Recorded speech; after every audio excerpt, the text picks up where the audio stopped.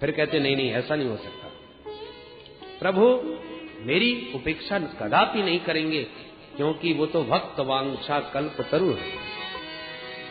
भक्त के मनोरथ कल्प द्रुम की तरह पूर्ण करते हैं, कल्प वृक्ष के समान। मुझे विश्वास है उनका दर्शन मुझे अवश्य मिलेगा।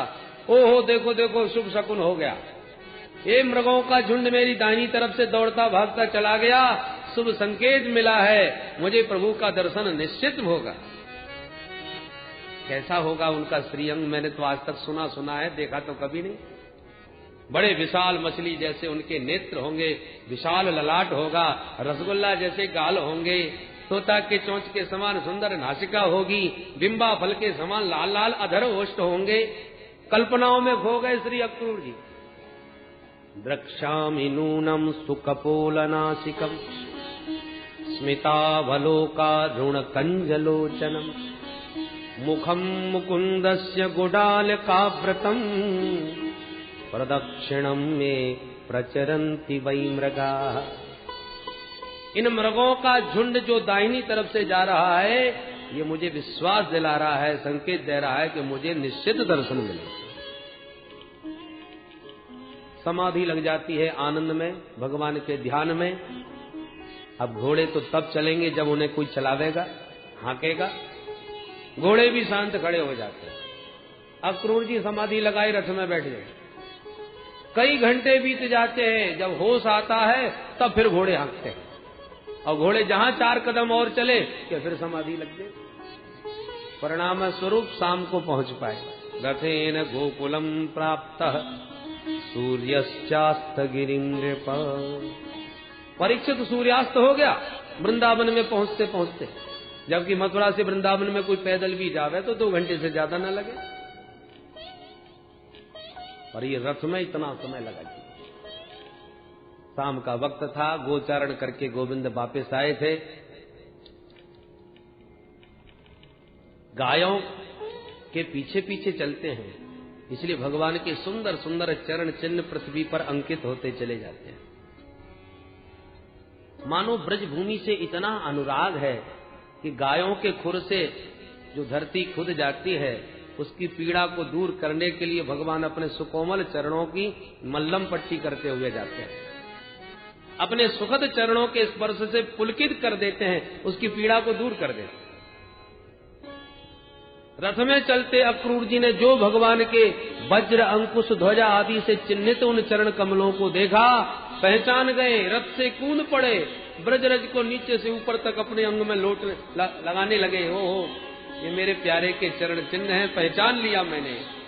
पर अपने प्रिय की हर वस्तु प्रिय लगती है। आज उनके चरण चिन्हों में इतने प्रेम में डूब गए देखकर कि उस रज को ही उठा के पूरे शरीर में लपेट लिए। दौड़ के आगे बढ़े तो क्या देखा कि दोनों भैया गैया दोहने की तैयारी कर रहे हैं। शाम का वक्त है, गोदोहन वेला है। दोनों के हाथ में दोहनी है और गलवैया डाले हैं दोनों भैया। कन्हैया के श्याम वर्ण पर पीतांबर लहरा रहा है और दाऊ जी के गौर वर्ण पर नीलांबर लहरा रहा है। ददर्श कृष्णम रामं च ब्रजे गोदोहनम गतौ पीत नीलांबरधरौ स्वरदम पुरुहे क्षणौ। ऐसा लग रहा है जैसे शरद पूर्णिमा में 2 चंद्रमा एक साथ प्रकट हो गए। दौड़ पड़े श्री अक्रूर जी महाराज और प्रभु के पाद पद्मों में जाकर के लिपट गए। ऐसा प्रेम उमड़ा कि भगवान छुड़ाने पर भी छोड़ा नहीं पा रहे। बार बार उठाते हैं पर उठते नहीं। प्रेमाश्रुओं से भगवान के पाद पद्मों का प्रक्षालन नहीं कर गए। बरबस प्रभु ने जैसे तैसे उठा के हृदय से लगाए। दाऊ भैया भी गदगद हो गए चाचा जी के प्रेम को देखकर। दोनों भैया हाथ पकड़ के प्रमुदित होकर के चले, चलो चलो चाचा जी आ गए, चाचा जी आ गए। बड़े प्रेम के साथ हाथ पकड़ के भीतर ले आए। नंद बाबा ने दौड़ करके अक्रूर जी से भेंट करी। भगवान ने दिव्य आसन पर उनको बैठा करके प्रक्षाल्य विधिवत पादौ, पाद प्रक्षालन किया। निवेद्य गाम चाहते थे, गो माता का दर्शन करवाया। प्राचीन भारत की ये परंपरा थी, घर में कोई भी अतिथि आवे तो सबसे पहले गो माता का दर्शन कराया जाता है। उसके कई उद्देश्य थे, क्योंकि गो माता के समान पवित्र और कोई है नहीं, इसलिए पहले पवित्रतम गो माता का दर्शन कराना आवश्यक है। दूसरा कारण एक और भी था, कोई अतिथि संकोच में न पड़ा रहे कि हमें चाय की जरूरत है, कि दूध की जरूरत है, कि दही की जरूरत है, कि छाछ हमको अनुकूल है, तो वो मांगने में संकोचाएगा कि न जाने इनके घर में होगा कि नहीं। इसलिए गौ माता का दर्शन करा दिया जाता था कि गौ माता है, इनकी कृपा से दूध दही की कमी नहीं है, आपको जो भी चाहिए निसंकोच मांग लीजिएगा, जब चाहिए तब मांगो, चकाचक दूध दही है। इसलिए गौ माता का दर्शन पहले ही कराया जाता था, अतिथि संकोच में न रहे। तो वो सब अतिथि पूजन की पद्धति का भगवान ने पूर्ण निर्वाह किया। सुंदर सुंदर भोजन कराने के बाद अन्नम बहुगुणम मेध्यम, विविध प्रकार का भोजन कराया। जब रात्रि विश्राम करने लगे तो प्रभु चरण सेवा करने लगे, चाचा जी के चरण दबाने लगे। अक्रूर जी के तो आनंद का पारावार नहीं रहा, कल्पनातीत। भक्त जितना सोच नहीं पाता जितना प्रभु उसे आदर देते हैं, स्नेह देते हैं। एकांत पा करके भगवान ने पूछा, चाचा जी अब बताइए, मथुरा में सब कुशल से तो हैं? अक्रूर जी कुछ बोलते ही नहीं। भगवान बोले, हमने प्रश्न ही अनुचित कर दिया। किम नूनः कुशलम प्रक्षे एधमाने कुलामये। चाचा जी, यदुवंशियों से कुशलता का प्रश्न पूछना ही गलत है, क्योंकि यदुवंश के शरीर में जो कंस रूपी कैंसर पैदा हो गया है, उसके रहते कौन कुशल हो सकता है? ओहो, ठीक कहा गोविंद, इस बीमारी का इलाज करवाने के लिए ही मैं आपके पास आया हूं, और वह रोग आपके हाथों से ही ठीक हो सकता है। कंस का सारा षड्यंत्र समझा दिया चुपचाप। भगवान हंस करके बोले, चाचा जी, जब मामा जी ने हमको याद किया है और बुलवाया है, तब तो हम मामा जी से मिलने जरूर जाएंगे, परंतु ये षड्यंत्र और किसी को मत सुना देना, असंभव हो जाएगा यहां से निकलना। आप तो केवल मेला घूमने की ही बात करना। यूं समझा करके भगवान नंद बाबा के पास आए। बाबा बाबा, हम तो मथुरा को मेला देखेंगे। नंद बाबा ने अक्रूर जी से भेंट करी और कहा, भैया अक्रूर, मैं कन्हैया को अकेलो तो भेज व्यवहार होना है, या को मेला दिखाना है तो या के संग में मैं जरूर चलूंगा। ठीक है बाबा, आप चलो। नंद बाबा बोले, ठीक है, मेला भी घूम आएंगे और कंस को कर भी देते आएंगे। नंद बाबा ने तो पूरे वृंदावन में दुहाई लगा दी, जो मथुरा को मेला देखबो चाहे सवेरे तैयार है जाए, गली गली में सबको सूचना पहुंचा। जहां गोपियों के कान में ये समाचार पड़ा कि गोविंद मथुरा प्रस्थान कर रहे हैं कल प्रातःकाल, सब गोपियों की नींद भाग गई। जिनके दर्शन में पलक गिरने का व्यवधान भी गोपियों को असहनीय हो जाता, वो उनके जाने की बात सुनकर के कैसे रह पाते। सब गोपियां घर द्वार छोड़ करके इकट्ठी हो गई। सखी, तूने सुना? बोले, हाँ हाँ, वही तो मैं चर्चा करने तेरे पास आ रही थी। अब क्या होगा? एक बोली, वही होगा जो विधाता ने हमारे प्रारब्ध में लिख दिया होगा। सब गोपियां विधाता को गालियां देने लगी। ये विधाता बड़ा क्रूर है, चाहे जैसी कलम चला देता है। इसका स्वभाव तो बिल्कुल बच्चों जैसा है बहन। छोटे छोटे बच्चे गंगा जी की रेती में बैठ करके बढ़िया बढ़िया घर बनाते हैं, घंटों तक बनाते हैं, और बनाते बनाते खेलते खेलते जब मन भर जाए तो एक एक लात मार के तुरंत फोड़ देते। खिलौने बनाते हैं तो फोड़ देते हैं। उन्हें बनाने में भी आनंद आता है, फोड़ने में भी आनंद आता है। ये विधाता भी हम सबको खिलौना बना के ही खेल रहा है, अपनी मर्जी से खेलता है। जब चाहा तब खेला और जब चाहा तब फोड़ दिया। थोड़ी भी दया होती तो ऐसा क्रूर विधान बनाता क्या? अहो विधातस्तव न क्वचित् दया संयोज्य मैत्र्या प्रणयेन देहिनः ताश्चाकृतार्थान् व्यूनं च पार्थकम् विक्रीडितं तेर्भकचेष्टितं यथा। दूसरी बोली, बहन अब विधाता तो हमने देखा नहीं, उसको कोसने से कोई लाभ नहीं, तो किसे कोसें? एक बोली, मेरे लिए तो यमराज बनके ये अक्रूर आया है, न ये आता न कहीं गोविंद के जाने का प्रश्न था। एक बोली, ये भी ठीक कहा बहन, इसका नाम अक्रूर नहीं क्रूर होना चाहिए। सारे ब्रजमंडल की दो आंखें हैं, कृष्ण और बलराम, और दोनों को निकाल करके ले जाएगा, इससे बड़ा क्रूर कर्म और क्या हो सकता है? क्रूरस्त्वमक्रूर समाख्ययास्मनस् चक्षुर्हि दत्तम हरसेवताज्ञवत्। एक बोली, बहन मैं अपने रहते तो जाने नहीं दूंगी। क्या करेगी? रथ पकड़ लूंगी, रथ के सामने लेट जाऊंगी, जैसे बनेगा वैसे श्री कृष्ण को जाने से रोकूंगी। एक बोली, बहन ऐसा कुछ करने से हमारी बहुत बदनामी हो जाएगी, दुनिया वाले देखने वाले सब क्या कहेंगे, ये दुख कैसी पागल है, लोक लाज का क्या होगा?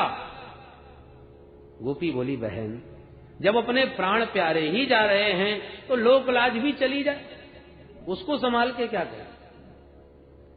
निवारयामः समुपेत्य माधवम् किम नो करिष्यन् कुल वृद्ध बांधवा।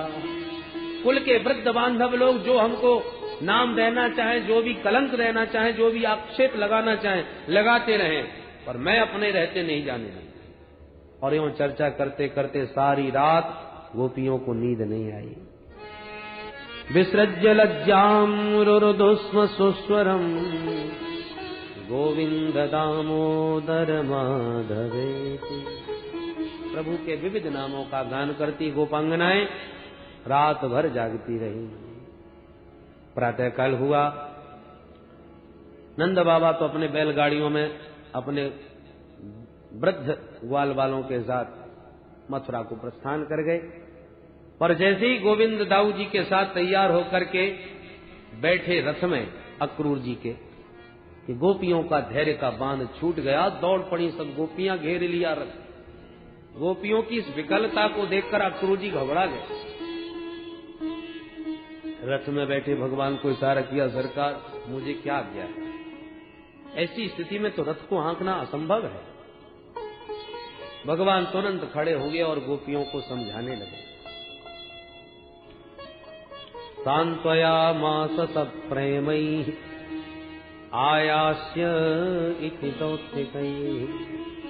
प्रभु विविध भांति समझाए, देवियों दिन रात की तरह संयोग वियोग आते जाते रहते हैं, मात्र 2 दिन की बात है। आज मैं जाऊंगा, कल अपना मथुरा का मेला घूम लूंगा, परसों अपने घर वापस। तो 2 दिन की बात है, उसमें तुम इतनी अधीर हो रही हो। किसी प्रकार से तुम्हें अपने धैर्य की रक्षा करते हुए मुझे विदा करना चाहिए। परसों मैं आ जाऊंगा। गोपियों के कान में ये शब्द पड़ा, परसों आ जाऊंगा, तो गोपियों की एक आशा जगी। आपस में बोली, बहन तत् सुख सुखित्वम, हमारे प्यारे मथुरा में जाएं, घूमें, इनको कितना सुख मिलेगा, और इनके दर्शन से मथुरा वासियों को कितना सुख मिलेगा। अतः हमें उस सुख में विक्षेप नहीं कर डालना चाहिए। ठीक है, 2 दिन की बात है, जैसे तैसे अपना समय बिता लेंगी। और यूं कह के गोपियों ने मार्ग तुरंत छोड़ दिया। अक्रूर जी ने वायु वेग से रथ एकदम दौड़ा दिया। इतने वेग से रथ दौड़ा एकदम के भयंकर धूल उड़ पड़ी। तो जब तक रथ की ध्वजा दिखती रही तब तक देखती रही। धीरे धीरे उस धूल में ध्वजा लुप्त हो गई। तो जब तक वो धूल आकाश में छूती रही, उड़ती रही, तब तक उसी रथ को निहारती रही। यावत आलक्ष्यते केतुर यावत रेणु रथस्य च। निर्निमेष नयनों से निरंतर निहारती रही उसी मार्ग को समस्त ब्रजभामाएं, मानो माधव के रथ के साथ ब्रज गोपियों का मन भी मथुरा चला गया। और अक्रूर जी मन ही मन विचार करने लगे, धन्य है ये ब्रज गोपियां, इतना अद्भुत प्रेम था। और ऐसे गोपियों के प्रेमास्पद प्रभु को मैं उस क्रूर कंस के पास ले जा रहा हूं। कंस तो बड़ा ही निर्दयी है, बड़ा ही दुष्ट है, कदाचित कुछ भी इनका अहित हो गया तो मैं इन गोपियों को क्या जवाब दूंगा। ये गोपियां मुझे तो कभी क्षमा नहीं करने वाली। सोच सोच के विचार करते हुए जा रहे थे कि निर्मल यमुना का जल दिखाई पड़ा तो रथ रोक लिया। प्रभु आज्ञा दें तो एक डुबकी लगा लूं। भगवान बोले अवश्य अवश्य। दोनों भैयाओं को रथ में बैठा छोड़ अक्रूर जी उतरे और जैसे ही यमुना जी में डुबकी मारी तो यमुना जल के भीतर दोनों भैया बैठे नजर आए। उछल पड़े, अरे इन्होंने भी छलांग मार दी क्या मेरे साथ। उछल के जब देखा तो दोनों भैया रथ में भी। अब तो बड़े चक्कर में पड़ गई, ये दो कृष्ण बलराम कैसे हो गए भाई। पुनः डुबकी मारी तो भगवान दिव्य चतुर्भुज रूप में प्रकट हो गए। प्रहलाद आदि भक्त चारों तरफ से प्रकट हो गए। तमाम देवी देवता प्रकट होकर स्तवन कर रहे प्रभु का। ये दृश्य देखते ही अक्रूर जी समझ गए, ओ हो जिनको मैं नन्ना सा नंदलाल समझ रहा था अब समझ गया ये कौन है। न तो उसमें हम खेल हे तुम नारायणम पुरुषमाद्यम व्ययम यन्ना विजाता दरविंद कोशात् ब्रह्मा विरासी यतएष लोकः ब्रह्मा विरासी यतएष लोकः। हे प्रभु मैं पहचान गया, आप समस्त जगत के कारणों के भी कारण हैं। साक्षात नारायण हैं, आदि पुरुष हैं। आपके नाभि कमल से ब्रह्मा जी प्रकट भये जिन्होंने समस्त संसार की संरचना करी। ऐसे हे प्रभु आपको मेरा प्रणाम है और भगवान के समस्त अवतारों की चर्चा अपनी स्तुति में करें। आप ही त्रिविक्रम बन के बलि को छलने पधारे, आप ही बराह बन के पृथ्वी का उद्धार किए, आपने ही परशुराम बन के क्षत्रियों का दर्प दूर किया, आप ही श्री राम भद्र बन के रावण का अंत करने पधारे। नमस्ते रघुवर्याय रावणांत कराय च। और आज आप ही चतुर्व्यूह में श्री कृष्ण बलराम प्रद्युम्न अनिरुद्ध रूप में चतुर्व्यूह आपका प्रकट हो रहा है। बड़ी सुंदर स्तुति करी, लौट के आए और भगवान को आके फाड़ फाड़ के देख रहे हैं रथ में बैठे प्रभु को। ये वो ही है जो चार हाथ वाले अभी जमुना जी में दिख रहे थे। भगवान मुस्कुरा के बोले चाचा जी ऐसे क्यों देख रहे हो। किमते दृष्ट में हाथ भूतम, कोई अद्भुत दृश्य देख लिया क्या। ये आंखें कैसी फटी फटी सी हैं। अक्रूर जी चरणों में गिर पड़े, प्रभु आप ज्यादा लीला न करना, नहीं पागल हो जाऊंगा। आप ही दिखाते हो और आप ही भोले बन के पूछ रहे हो कि ऐसा क्या देख लिया। पर आप कुछ भी हो, आपको मेरे घर चलना पड़ेगा सबसे पहले। भगवान मुस्कुरा के बोले चाचा जी आपका घर तो मेरा ही घर है, अवश्य आऊंगा, पर पहले मामा जी से तो मिल लूं। अच्छा मामा जी से मिलके सही, पर आना जरूर। हाँ हाँ चाचा जी जरूर आऊंगा। प्रभु ने आने का वचन दिया। बातों बातों में रथ अब पहुंच गया। एक प्रहर बाकी है दिन और पहुंच गया रथ मथुरा। नंद बाबा ने कहा रे कन्हैया बेटा बड़ी देर लगाई दी तेने आगे में, हम अपनी बैलगाड़ी अंती आ गए कब से। भगवान बोले बाबा हमने तो नेको देर ना करी, और चाचा जी ने जमुना जी में नहावे में घंटा लगाए दे। ओहो तब कोई बात ना है लाला, आराम कर, कल मेला घूम के चलेंगे मथुरा। भगवान बोले बाबा अभी तो एक पहर बाकी है, आप आज्ञा करो तो कछु आज घूमे आए, बाकी को कल आपके साथ घूम लेंगे। नंद बाबा बोले खबरदार ये अपना वृंदावन ना है जो मुंह उठाए चल दिए। ये कंस की नगरी है, कब जा तेरो का भरोसा कब कौन से लड़ भिड़ जाए, मैं ना भेजवे मारो।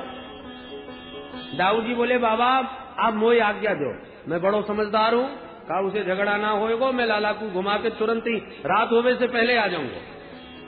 नंद बाबा समझ गए छोरन के खूब मन में है, तो ठीक है मेला ठेला में तो छोरा छापरी घूमो पड़े।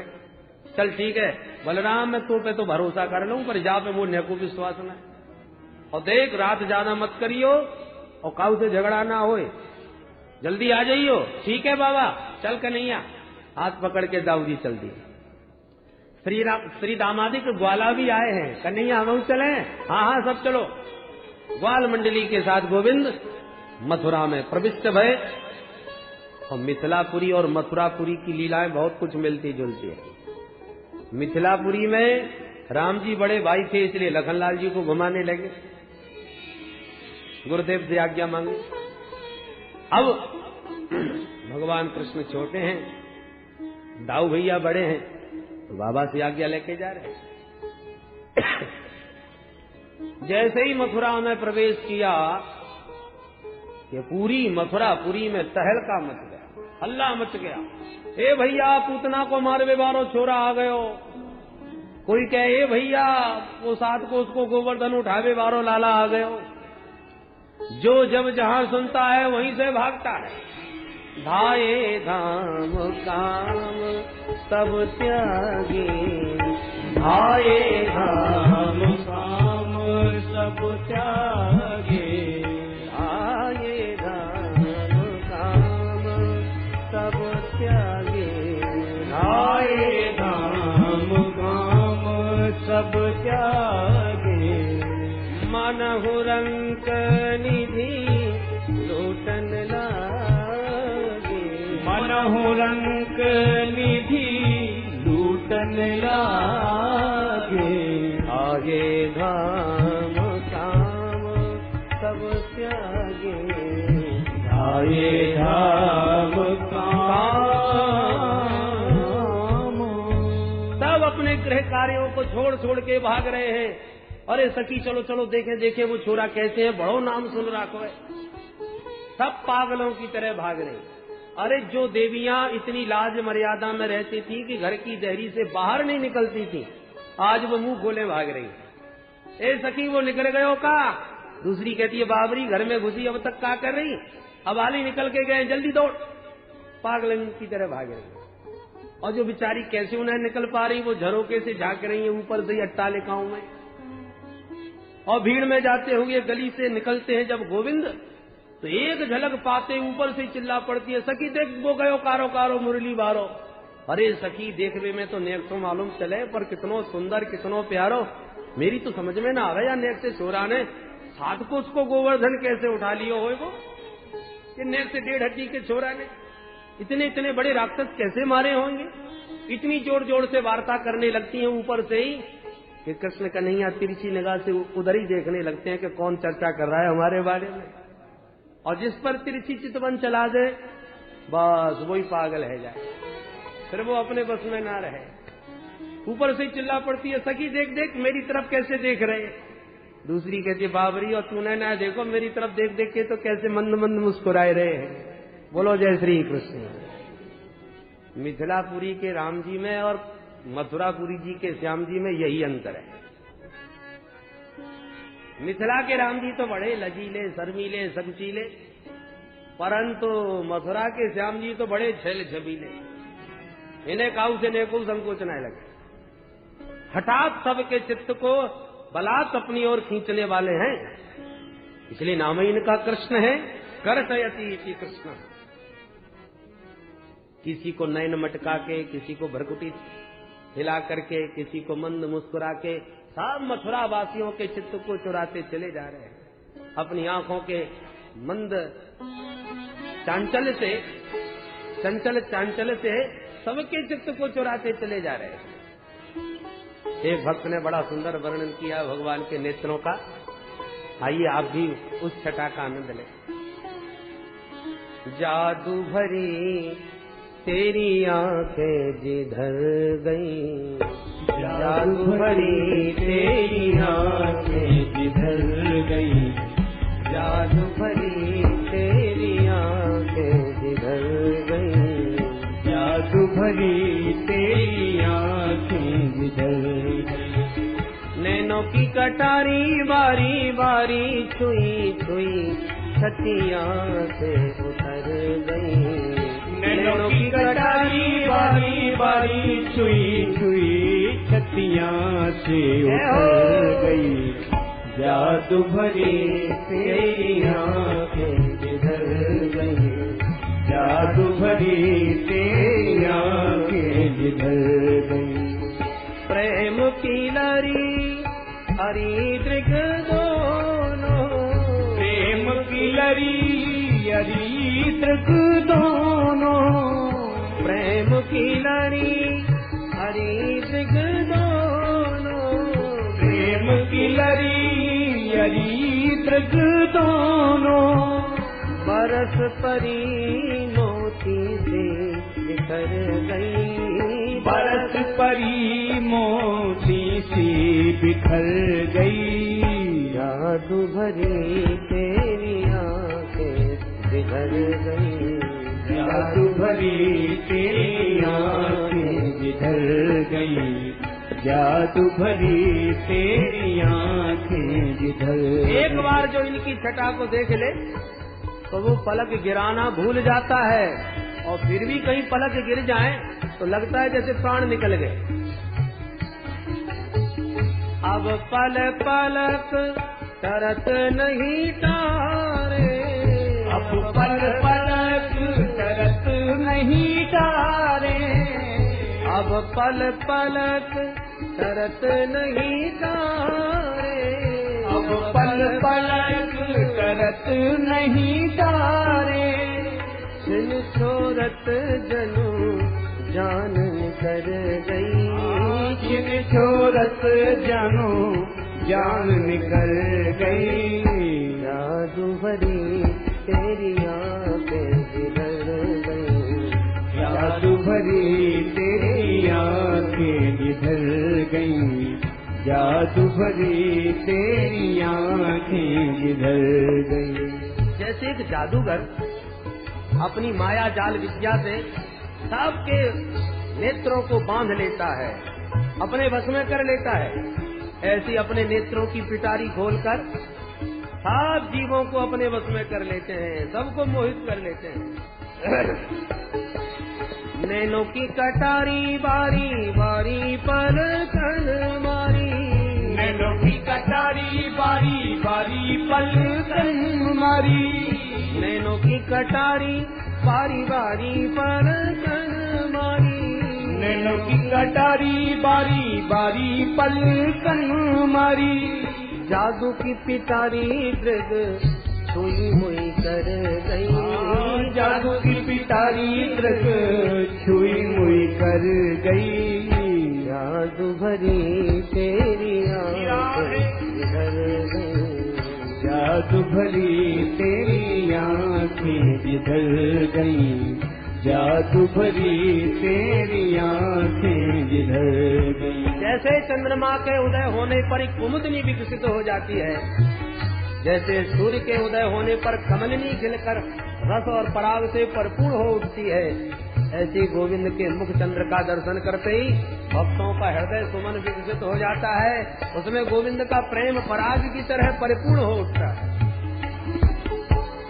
मुकुलित ललित कली विकसित, मुकुलित ललित कली विकसित, मुकुलित ललित कली विकसित, मुकुलित ललित कली विकसित, प्रेम पराग सरस रस भर गई, प्रेम पराग सरस रस भर गई, जादू भरी तेरी आंखें जिधर गई, जादू भरी तेरी आंखें जिधर गई, जादू भरी तेरी आंखें जिधर गई। निरखी छटा घन घोर घटा भावना की उमड़ गई, निरख छटा घन घोर घटा भावना की उमड़ गई, जादू भरी तेरी आंखें जिधर गई, जादू भरी तेरी आंखें जिधर गई। बोल बंसी मारे की जय, नटनागर भगवान की जय। इस प्रकार मथुरा की वीथियों में सबके चित्त को चुराते चले जा रहे हैं चित्तचोर। चारों तरफ से सुमन वृष्टियां सुंदरियों के द्वारा हो रही है। ऐसा लग रहा है जैसे अपने सुंदर मन को ही सुमन के माध्यम से समर्पित कर रही हो सब समस्त सुंदरियां। ब्रजवासी देख देख के बोले, कन्हैया भैया बड़ी जय जयकार है रही है तेरी, कछु रिश्तेदारी मालूम चलेगा। भगवान हंस करके बोले, तुम्हें पता ना है यहाँ के महाराज कंस है ना, खास मामा जी लगे मेरे। तो मामा को भांजो पहली बार आयो घर में तो स्वागत ना करेंगे। ब्रजवासी बोले, ओहो ये बात है, वही हम सोच रहे, बड़ी जय जयकार लग रही है भाई।